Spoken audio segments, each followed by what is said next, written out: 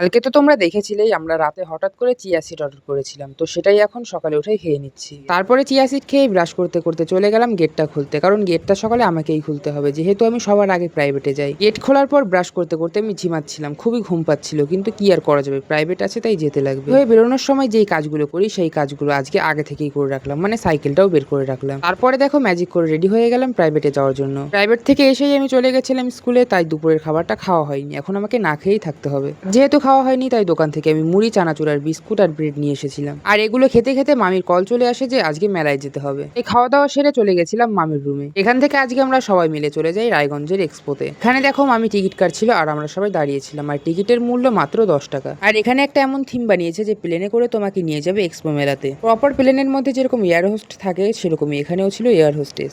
তারপর প্লেনের মধ্যে থেকে নেমেই আমরা চলে আসলাম সোজা এক্সপো মেলাতে। মেলাটা স্টার্ট হওয়ার আগে আমি একবার এসেছিলাম, তোমরা তো দেখেইছিলে। তখনকার মেলা আর এখনকার মেলার মধ্যে দিনরাত তফাৎ। এদিকে মামি ক্লিপ, জুয়েলারি এইসব দেখছিল, আর সেগুলো আমি ভিডিও করে তোমাদেরকে সুন্দর করে দেখিয়ে দিলাম। মামা তো কাজের জন্য কোথাও যেতে পারে না, কিন্তু আজকে মেলায় আমাদের সঙ্গে মামাও ছিল। আর এখানকার রাইডস গুলো দেখে বোন জেদ করছিল যে এখানে উঠবে, তাই বোনকে একটা সিম্পল গাড়িতে উঠিয়ে দেওয়া হলো। আমাদের ওখানে এই টিকিট মাত্র 20 টাকা করে, আর এখানে নিয়েছে 30 টাকা। এই গাড়িটাতে বেশি ভিড় ছিল না, দেখতেই পারছো আমার বোন আর একটা বাচ্চা ছিল। সবকিছুই তো ঠিকঠাক চলছিল, কিন্তু গরমটা যা পড়েছে আর কি বলবো তোমাদের। আমাকে দেখে হয়তো তোমরা বুঝতেই পারছো যে কি হারে গরম পড়েছে। তারপর মেলা শেষ করে আমরা ফেরার সময় চলে গেছিলাম একটা কাপড়ের দোকানে, কারণ মামি আমাকে এখান থেকে কিনে দিয়েছিল একটা রুমাল, আর আমার এই রুমালটার খুবই প্রয়োজন ছিল, আগের রুমালটা আমার হারিয়ে গেছে। তারপর সবাই মিলে আমুলের আইসক্রিম নিয়ে চলে গেছিলাম স্টেশনে। এখানে বসে সবাই মিলে বিন্দাস আইসক্রিম এনজয় করছিলাম। তোমরা কারা কারা এবছর এক্সপোতে গেলে কমেন্টে জানিও। বাই।